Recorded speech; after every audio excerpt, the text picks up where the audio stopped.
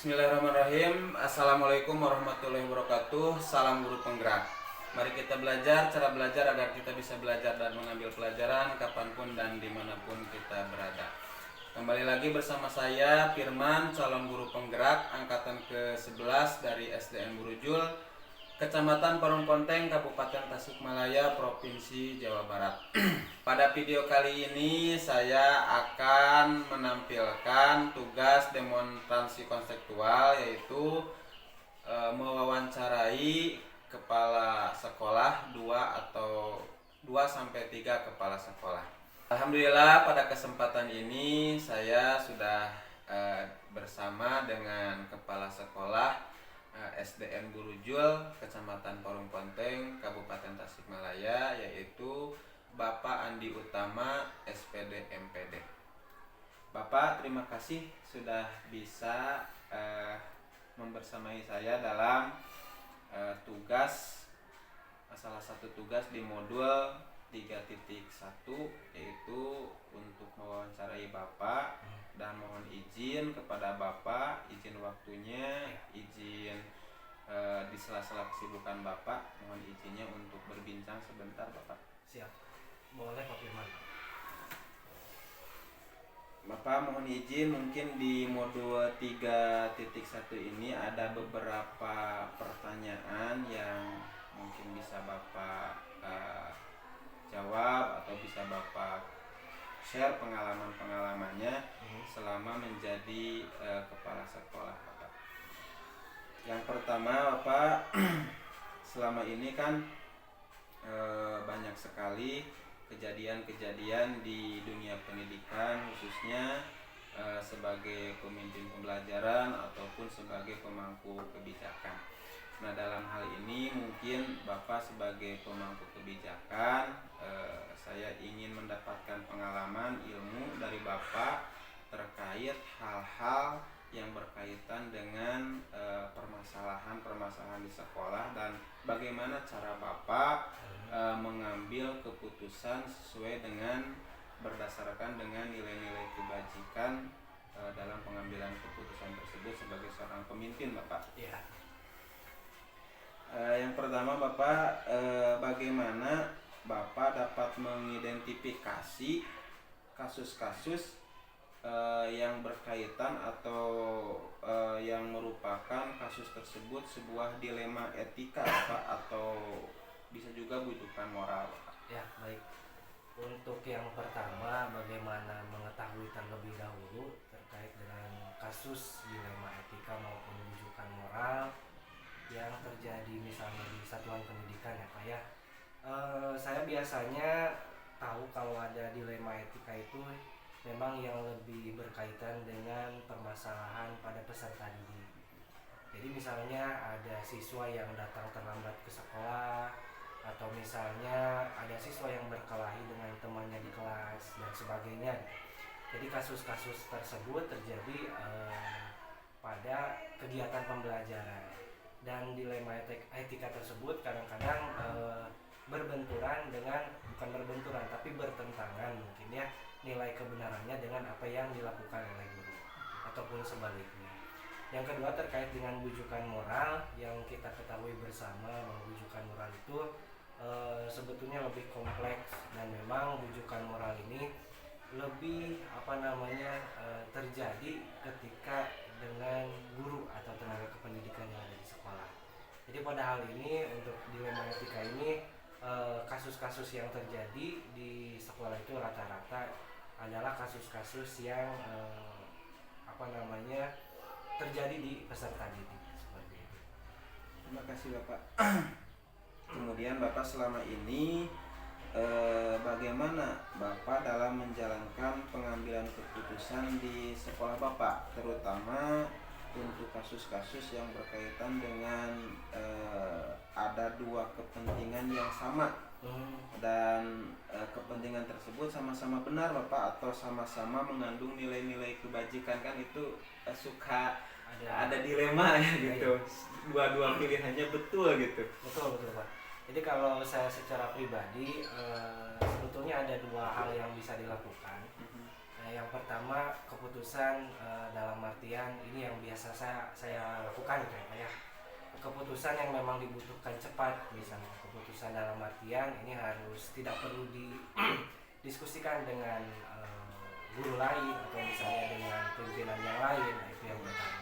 Sedangkan untuk yang kedua, nah saya biasanya mengajak dulu beberapa orang baik itu di sekolah yang memang menjadi tim pengelolaan, terutama bagaimana agar manajemen di sekolah itu tetap bisa berjalan ketika ada yang istilahnya berbenturan, tapi dua-duanya itu betul-betul nilainya itu nilai benar dan benar gitu, seperti itu Pak. Jadi pertimbangannya semua sisi dari masalah dan dampaknya seperti apa nanti, serta sebelum memutuskan itu kami nanti berusaha mencapai kesepakatan bersama yang adil untuk semua. Terima kasih Pak. Seperti itu. Alhamdulillah. Kemudian kalau langkah-langkah Pak, tentang langkah-langkah atau prosedur, nah dalam pengambilan keputusan, apakah Bapak memiliki trik-trik langkah-langkah atau prosedur khusus gitu Pak? Ya, untuk pengambilan langkah-langkah keputusan sebenarnya secara sederhana, kalau misalnya saya jabarkan ya, langkah yang pertama itu saya pasti bersama tim itu mengumpulkan semua informasi terkait bagaimana kebenaran atau benar tidaknya terkait dengan kasus dilema etika tersebut ya. Terus yang keduanya mengidentifikasi bahwa nilai-nilai yang bertentangannya itu apa ya.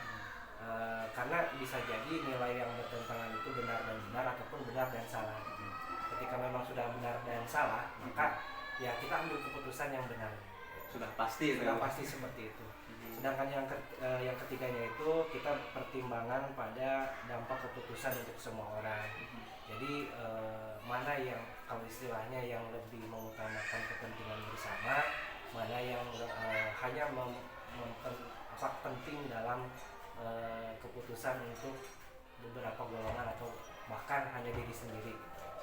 Yang keempat pasti didiskusikan dengan tim. Yang kelimanya sambil keputusan tersebut itu dianalisis ya, dianalisis tadi, dan terakhir buat rencana untuk melakukan keputusannya. Jadi kurang lebih ada, secara sederhananya ada 6 langkah yang dilakukan. Siap Bapak, terima kasih, banyak sekali ilmu bagi saya Bapak, alhamdulillah. Namun ada hal-hal yang masih mengganjal Bapak. Ya. Selama ini Bapak, keputusan-keputusan yang menurut Bapak anggap efektif itu dalam pengambilan keputusan ketika terjadi dilema etika itu yang dianggap menurut Bapak itu paling efektif gitu, seperti apa? Yang paling efektif adalah melibatkan berbagai orang dalam proses keputusan, berkomunikasi dengan jelas supaya tidak ada miskonsepsi, tidak ada miskomunikasi, dan juga transparan dalam membuat keputusan tersebut. Dalam artian perlu tetap menjelaskan kepada seluruh stakeholder bahwa ketika membuat keputusan itu apa yang dituju gitu ya. Terus yang selanjutnya juga mengikuti prosedur yang sudah ada dan memastikan keputusan sesuai dengan prinsip aturan yang ada di sekolah serta etika yang memanusiakan atau prinsip kemanusiaan. Jadi tetap ada segi kekeluargaan tapi tetap berlandaskan profesionalitas. Kalau tantangannya Bapak, kalau selama ini Bapak dalam pengambilan keputusan dalam kasus-kasus dilema etika itu, apakah ada tantangan yang saya rasakan, dan mungkin juga Pak Firman seperti itu ya, banyak sekali tantangan, tapi tantangan ini dalam artian bisa dicarikan solusinya secara pribadi ataupun bisa berdiskusi bersama-sama. Nah, salah satunya tantangan yang termasuk konflik dari kepentingan, misalnya antara pihak-pihak yang terlibat, atau misalnya ada tekanan dalam artian dari luar dan ketidakpastian dalam memilih keputusan yang tepat. Nah, itu jadi ada 3 hal yang mungkin tantangan yang menjadi terberat itu, dan kadang-kadang sulit untuk membuat keputusan yang bisa diterima oleh semua pihak. artian keputusan itu kadang-kadang tidak ketika membuat keputusan tidak bisa untuk mengakomodir agar semuanya itu dapat mendapatkan manfaat dari keputusan. Jadi kita tetap harus mengambil keputusan. Betul. Itu tuntutan. Siap.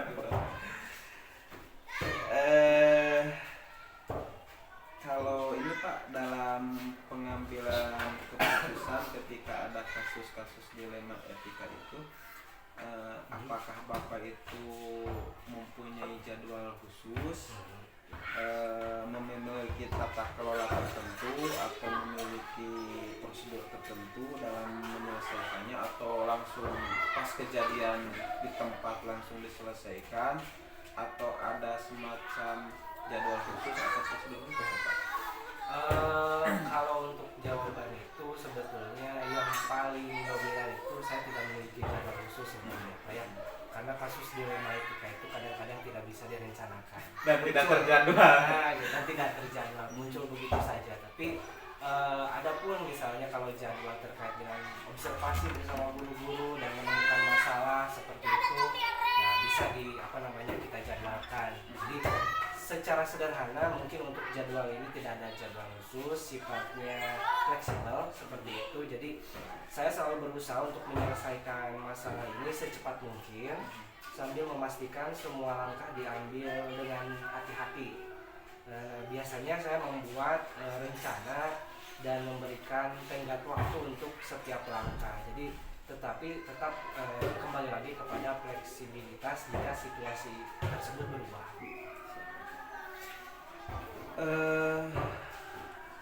Selanjutnya Bapak mohon izin 2 pertanyaan lagi kira-kira. Siap. Apakah dalam pengambilan keputusan ketika terjadi kasus dilema etika itu ada sosok tertentu atau yang membantu dalam proses tersebut? Orang-orang mungkin yang menjadi yang memberikan dukungan mungkin ya, dukungan dari tim, baik itu tim di sekolah bersama dengan guru-guru yang memang sudah ditugaskan untuk menyelesaikan masalah, karena setiap masalah itu pasti berbeda dan beberapa orang guru pun memiliki kemampuan untuk problem solving yang berbeda ya. Jadi yang terpenting itu adalah tim yang kompak dan memiliki pedoman etika yang jelas. Nah itu bisa membantu dalam penyelesaian masalah. Namun terkadang juga saya melibatkan mediator. Jadi mediator ini ketika permasalahan dilema etika ini baik itu muncul di masyarakat misalnya atau lingkungan yang lebih luas, tapi berdasarkan dari masalah di sekolah. Nah misalnya melibatkan tokoh masyarakat ataupun misalnya pihak komite sekolah, ataupun yang biasanya kita lakukan bersama adalah sebelum lebih jauh kita konsultasi dengan pengawas bina ya. Jadi hal-hal lainnya mungkin kalau misalnya alhamdulillah mungkin sampai sekarang tidak kasus terjadi yang begitu berat, karena kalau memang diperlukan ya kita harus sesuai dengan bidang dan ahlinya untuk menyelesaikan masalah dilema etika tersebut. Nah jadi jika diperlukan tadi bahwa mediator baik itu dari unsur dinas, pengawas tadi ataupun yang lainnya, dari tokoh masyarakat yang ada di lingkungan, serta dukungan keterlibatan dari seluruh warga sekolah. Nah ini juga akan memudahkan untuk proses pengambilan keputusan. Alhamdulillah Bapak, terakhir Bapak mohon izin. Ya, karena banyak sekali tentu pelajaran bagi saya setelah mewawancarai Bapak. Namun tentu Bapak lebih banyak sekali pelajaran yang Bapak rasakan selama memangku menjadi pimpinan di sekolah, kemudian banyak sekali kasus-kasus yang mungkin Bapak sudah tangani. Nah, pembelajaran apa yang Bapak dapatkan dari selama menangani kasus-kasus tersebut? Banyak belajar, terutama saya belajar bahwa yang terpenting itu adalah keterbukaan dan komunikasi yang efektif. Itu menjadi salah satu atau salah dua yang terpenting dalam pengambilan keputusan. Yang selanjutnya saya juga belajar bahwa penting untuk mempertimbangkan semua aspek baik itu dampak dari keputusan yang saya ambil seperti itu. Dan terakhir terkait dengan fleksibilitas. Jadi istilahnya insidental untuk menyesuaikan keputusan jika diperlukan. Perubahan keputusan jika diperlukan karena situasi berubah. Dengan catatan tadi dampaknya seperti apa jika perubahan itu terjadi pada pengambilan keputusan tersebut. Karena yang terpenting itu sekali lagi adalah komunikasi yang baik antara kita dengan warga sekolah. Seperti itu. Bapak, terima kasih sekali. Ya siap, sama-sama. Sudah banyak sekali ilmu yang saya dapatkan. Semoga ini juga bisa menjadi ilmu bagi saya, Bapak. Amin. Dan semoga Bapak selalu diberikan kesehatan, kelancaran, panjang usia, dan diberikan keberkahan. Amin. Bapak, terima kasih. Sama-sama Pak Firman. Assalamualaikum. Waalaikumsalam.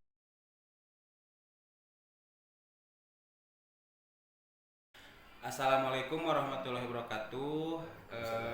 Di sini saya akan melaksanakan tugas demonstrasi kontekstual modul 3.1. Salah satunya yaitu mewawancarai 2 sampai 3 kepala sekolah. Alhamdulillah kemarin sudah 1 dan sekarang saya akan melanjutkan untuk mewawancara kepala sekolah yang kedua, yaitu Bapak Eli Suparli SPD MPD sebagai Kepala Sekolah SDN Tanjung, Desa Burujul Jaya, Kecamatan Parung Ponteng, Kabupaten Tasikmalaya. Assalamualaikum Bapak. Iya. Sehat? Waalaikumsalam. Alhamdulillah Pak. Bapak puntenna penginten abdi teh ngawagel kana waktosna Bapak. Keserius-serius banget. Pokoknya selalu ada waktu Firman. Siap Bapak. Siap.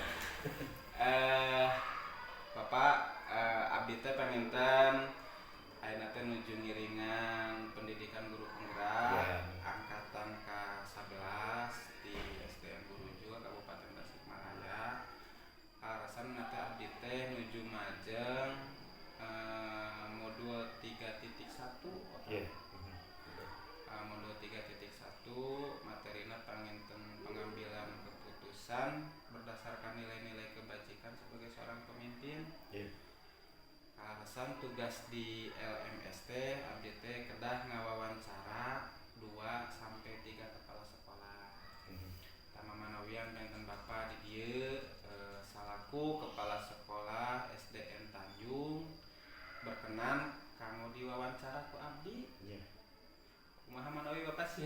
Iya, insyaallah pasti siap baik. Alasan Bapak tipayun penginten tos beresnya Bapak teh. Alhamdulillah di angkatan 8, alhamdulillah. Bapak teh angkatan 8. Angkatan 8. Alhamdulillah penginten abdi hoyong nyuhunkeun pembelajaran ti Bapak. Hoyong nyuhunkeun saran-saran ti Bapak kanggo abdi pengen salaku guru utamina.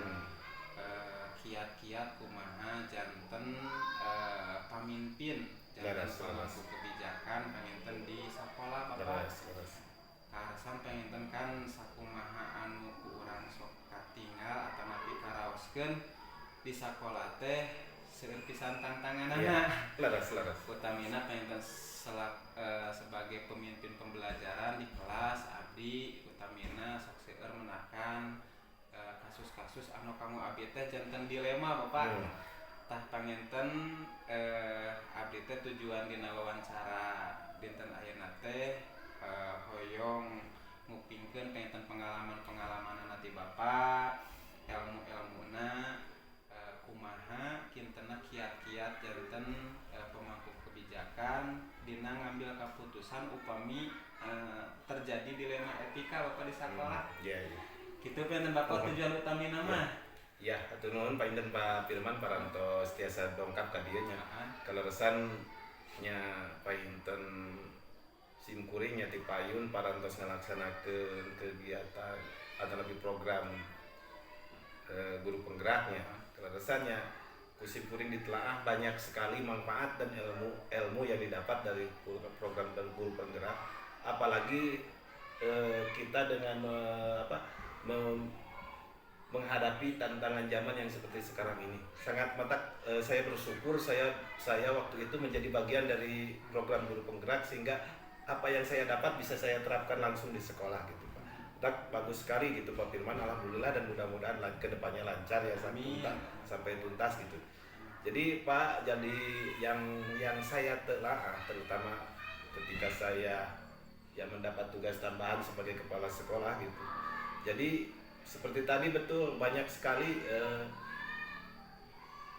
kasus-kasus dilema etika yang sebelumnya tidak pernah kita bayangkan gitu itu bisa terjadi, dan kita sebagai pemimpin pembelajaran harus mengambil tindakan yang betul-betul bisa berdampak banyak atau berdampak positif bagi terutama bagi seluruh murid-murid di kelas, terutama juga guru-guru juga, dan juga terutama orang tua. Jadi tidak hanya pengambilan keputusan yang berorientasi pada misalnya seseorang, tapi ini dampaknya harus dirasakan betul-betul oleh seluruh warga sekolah gitu mayoritas. Jadi makanya di sini kalau misalnya kita mendapatkan kasus-kasus seperti dalam ITK, ya yang harus kita pikirkan itu apakah kebermanfaatan untuk siswa lain itu bagaimana gitu. Jadi kita harus memikirkan siswa lain gitu, warga sekitar, warga sekolah gitu. Apakah ada dampaknya gitu, dampaknya lebih besar kemana? Mungkin itu yang paling saya pertimbangkan terutama dalam pengambilan keputusan yang berhubungan dengan dilema etika.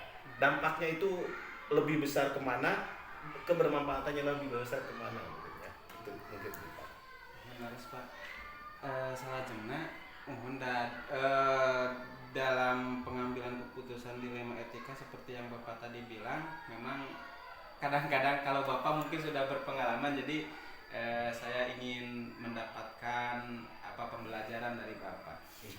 Nah Bapak, bagaimana dalam menjalankan keputusan di sekolah Bapak ketika ada kasus-kasus yang sifatnya itu dua kepentingan yang sama-sama benar. Contohnya Bapak gini, ada anak yang jarang sekolah contohnya teh. Setelah dicari, divalidasi, diidentifikasi, ternyata anak tersebut contohnya teh tidak sekolah itu karena orang tuanya sakit contohnya. Jadi menjaga orang tuanya, anaknya cuma satu, yang kakaknya sudah bekerja di luar, bahkan ada juga yang single parent Pak. Nah yang seperti itu. Tapi di satu sisi kan kita itu juga anak ke sekolah itu kan sebuah hak dia gitu untuk mendapatkan pembelajaran. Kemudian juga kita di sekolah bagaimana anak-anak yang lainnya. Mungkin akan menjadi sebuah kecemburuan. Kan itu sama-sama benar ya Pak. Betul, nah betul. Dalam menghadapi kasus seperti itu, pandangan Bapak itu seperti apa Pak? Iya, kalau menurut saya gini ya Pak. Jadi betul seperti tadi, itu dua-duanya memang anak tidak salah gitu. Anak mengurus orang tuanya yang sakit, kemudian anak misalnya agak terganggu ke sekolah, dan ke sekolah itu menjadi suatu hak gitu anak untuk masa depannya dia gitu. Ya, jadi di sisi lain jelas saya sebagai kepala sekolah harus melihat ke latar belakang, kemudian melihat ya keadaan, dan juga kita bekerja sama dengan tokoh-tokoh lain. Contoh anak itu misalnya tinggal, contoh misalnya si A itu tinggalnya di mana. Ya, alangkah baiknya kita bekerja sama dengan tokoh-tokoh misalnya yang ada di tempat anak tersebut. Ya, misalnya supaya apa? Misalnya kan pastilah namanya tetangga ataupun apalagi misalnya pihak-pihak yang terkait, pihak yang berpemerintah ya gitu, pasti akan mengambil tindakan misalnya jika diberitahu atau jika kita ajak berbicara.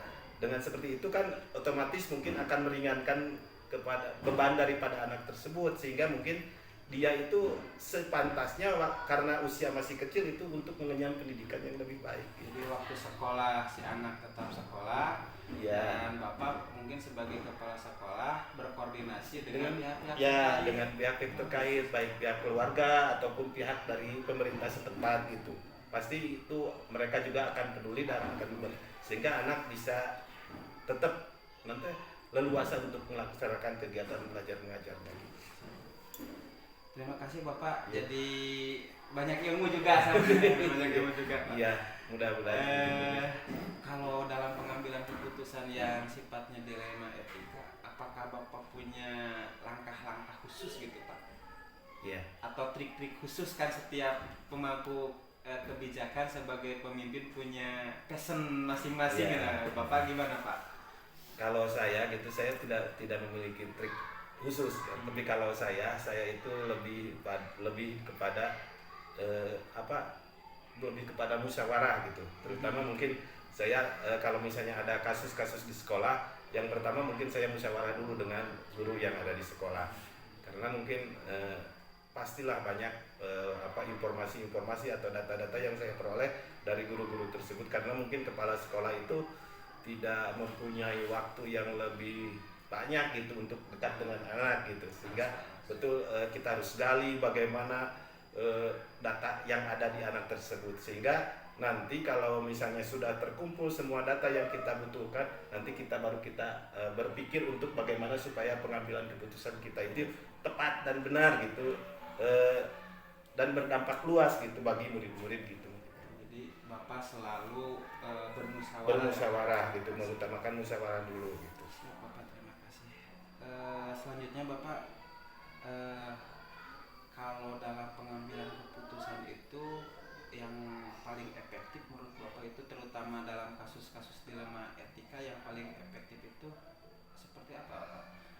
Apakah dengan musyawarah ataupun langsung Bapak punya trik khusus, punya langkah-langkah yang efektif gitu? Iya, ya tadi ya itu pengumpulan datanya dengan musyawarah gitu, dengan musyawarah dengan guru-guru atau dengan pihak-pihak terkait, dengan orang tua juga.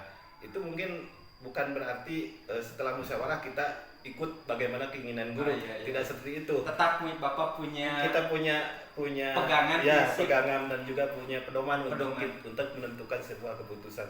Sebab apa? Tadi itu adalah musyawarah, kita mengumpulkan data-data, kemudian misalnya dari orang tua juga fakta-fakta dan yang bisa mendukung misalnya supaya keputusan kita tuh betul-betul tidak mendiskreditkan atau merugikan anak atau merugikan pihak-pihak tertentu gitu. Jadi tadi langkah pengambilannya dengan musyawarah dulu. Nah, baru setelah dimusyawarah ditimbang mana yang lebih besar kebermanfaatannya, mana yang lebih dominan, mana yang kurang, jadi mana yang tidak boleh dan mana yang harus. Baru setelah data-data atau fakta-fakta yang kita butuhkan terpenuhi semua, ya baru kita mantap untuk mengambil Bapak sebuah yakin, keputusan. udah yakin. Ya, itu yakin gitu. Setelah kita yakin, jadi kita ingin mendengarkan dulu bagaimana misalnya dari guru BK, bagaimana dari guru kelas 1, guru kelas 2 gitu. Jadi Jadi Bapak itu pertama memvalidasi informasi data Ya, melalui betul. musyawarah. Betul. Kemudian setelah itu bermusyawarah dengan guru mengenai kasus tersebut. Ya, betul. Nah, kemudian baru Bapak memilah dan Ya. memilih sesuai prinsip Ya, dan betul, pedoman Bapak. betul, seperti itu. Kalau tantangannya apa Pak ada ketika menangani kasus-kasus seperti itu? Tantangan ya, contoh ada tantangan yang dihadapi oleh Bapak. Iya, sangat banyak gitu Pak, tantangannya banyak. Ya kalau kurang-kurangnya kita bisa menghadapi dan kita bisa menjawab, itu mungkin bisa menjerumuskan kita. Contoh gininya, ada kasus di sekolah misalnya anak berkelahi dengan temannya gitu ya, temannya. Kan ada anak yang satu laporan ke orang tuanya. Orang tuanya datang ke sekolah ngotot gitu. Anak itu harus dikeluarkan dan lain sebagainya. Orang tuanya harus dipanggil gini. Kan kalau kita tidak bisa menghadapi, kita akan kesulitan gitu. Kita akan terpepet gitu. Tapi di sini kita harus mencari data dulu terlebih dahulu, supaya tadi keputusan kita itu betul-betul tidak salah gitu, dan betul-betul tepat gitu. Nah, itu yang saya lakukan. Jadi langkah utama ya kita tenang dulu, kita cari data dulu sampai betul-betul kasus itu clear gitu, tidak berat sebelah atau tidak merugikan pihak-pihak tertentu tak gitu. Bagus Bapak, berarti Bapak pengendalian sosial emosionalnya sudah mantap Bapak. Aduh, mantap. Terima kasih Bapak. Ya kadang-kadang kan kalau saya melihat kondisi tadi cerita Bapak, ada anak lapor ke orang tua, Iya. orang tuanya ke Ngotot sekolah, gitu, ya. wah mungkin Iya, ada pernah betul-betul saya pernah alami sendiri, apalagi waktu awal-awal tugas di sini seperti itu. Tapi setelah saya hadapi dengan tenang, saya nanti kasihkan data-data fakta-fakta dia baru tidak bisa ngomong lagi gitu. Karena apa? Ya datanya Valid. valid sudah benar. Ya, siap Seperti Bapak. itu. Selanjutnya Bapak, dalam pengambilan keputusan yang kasus-kasus dilema etika itu apa kalau apa namanya apakah Bapak dalam penyelesaiannya itu punya jadwal tertentu atau prosedur tertentu, tata kelola tertentu dalam penyelesaian kasus? Ada jadwal atau prosedur tertentu? Ya, kalau misalnya jadwal itu tidak ada, tapi kalau prosedur tadi pasti ada gitu Tadi ya. Ya, jadi prosedur mah pasti ada. Kalau jadwal mungkin tadi teh jadi kita tidak tahu itu kapan kejadian tersebut Betul, Pak. bisa terjadi gitu. Betul, Pak. betul. Nah, Jadi kalau jadwal masa anak-anak permasalahan harus dijadwal ya, iya, Pak? iya betul Pak. Jadi kalau prosedur tadi teh ada sebenarnya tadi kita dengan mengambil data-data dan lain sebagainya. Nah itu sebagai prosedur langkah sebelum kita mengambil keputusan. Jadi kalau ada kejadian kita tidak ada jadwal khusus karena kasus atau dilema yang terjadi itu insidental, Iya, Pak. Bisa insidental. terjadi kapan saja. Ya betul. Tapi kalau tadi kata Bapak kalau kita sudah punya prosedurnya yang tepat, Ya. ketika ada kejadian, mohon maaf bukan berarti kita ingin ada kasus Ya ya Pak. betul. Tapi ketika ada, karena sudah punya prosedur, jadi Bapak sudah Ya kita sudah tahu bagaimana langkah yang harus kita langkah-langkah ya siap. jalankan gitu. Oh iya. Jadi efektif ya Bapak. Iya mudah-mudahan efektif. Kemudian Bapak, apakah ada faktor-faktor yang mempermudah, contohnya pihak-pihak atau seseorang yang bisa pihak tertentu atau seseorang atau tokoh idola atau secara struktural juga yang membantu dalam pengambilan keputusan yang Bapak buat? Tentu banyak sekali ya Pak. Terutama mungkin di sini dari dalam dulu ya. Dari dalam juga misalnya guru itu kan mungkin ya sebagian besar gitu. Sebagian besar itu sangat membantu sekali tadi dalam pengambilan data-data yang objektif gitu. Jadi sehingga betul-betul saya bisa memilah dan memilih mana yang betul-betul Informasi valid dan harus dilaksanakan. Nah, jadi mungkin informasi yang pertama itu dari guru terdekat gitu. Ada guru terdekat. Jadi sehingga dia betul-betul memberikan informasinya yang sahih gitu tidak. dan memahami lingkungan Dan sekitar. memahami lingkungan. Kemudian yang kedua dari komite itu dari luar. Ya komite juga sangat membantu untuk memberi pemahaman terhadap orang tua yang lain atau pada masyarakat. Jadi sehingga apa yang kita lakukan, apa yang kita kerjakan itu betul-betul dapat tersampaikan dengan baik gitu tanpa ada kendala-kendala. Misalnya sub atau miskomunikasi dan lain sebagainya. Kemudian jadi dari pengawas nih.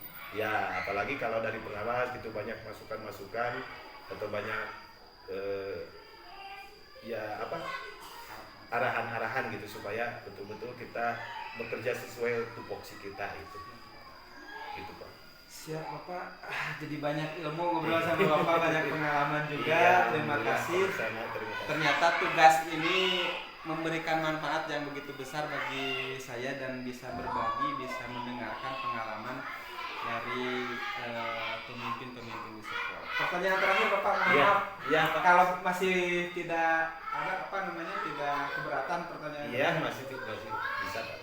Bapak, selama ini sebagai seorang pemimpin, sebagai seorang kepala sekolah, tentu kan Bapak banyak sekali sudah memakan banyak sekali pengalaman. Tadi Bapak ceritakan pernah terjadi ini, pernah terjadi ini. Apa pembelajaran yang Bapak dapat sehingga bisa ditularkan kepada saya Bapak sebagai seorang pribadi agar saya bisa jadi intinya ini gitu. Ya. Jadi mungkin tadi banyak hal sebenarnya saya juga kalau dibilang sempurna mungkin belum sempurna ya Pak. Jadi saya juga masih terus sambil belajar gitu, sambil mempertebal diri gitu, mempertebal pengetahuan saya gitu, supaya saya tadi betul-betul tidak sampai dalam pengambilan keputusan itu keputusan yang salah. Jadi mungkin yang harus jadi penguatan bagi kita yaitu pertama adalah ya kita itu ya harus mungkin jangan tergesa-gesa dalam sebuah pengambilan keputusan. Jadi tenang, itu kunci utama yang pertama, tenang. Yang kedua, perbanyak tadi komunikasi, karena komunikasi mungkin kalau salah jangan bisa patah jangankan dengan orang pihak lain, dengan pihak guru sendiri kalau salah komunikasi mungkin bisa berakibat kurang baik gitu. Nah itu perbanyak komunikasi dengan guru, dengan siswa, dengan orang tua, termasuk dengan komite sekolah gitu. Dan juga dengan atasannya itu seperti tadi dengan pengawas, dengan K3S dan lain sebagainya. Itu mungkin jadi kunci utamanya adalah komunikasi. Tenang dan tetap berkomunikasi. Iya, berkomunikasi dengan semua pihak. Bapak, terima kasih, banyak sekali ilmu yang bisa saya dapatkan atas sharing yang sudah Bapak bagikan pada saya. Semoga menjadi pengalaman berharga bagi saya. Sama-sama gitu Pak. Dan semoga Bapak selalu diberikan kesehatan, Amin. kelancaran, Amin. panjang usia, kemudian juga diberikan keberkahan. Amin. Amin. Bapak, terima kasih waktunya. Mohon maaf sudah diganggu. Iya, sama-sama, gak apa-apa. Terima kasih Pak.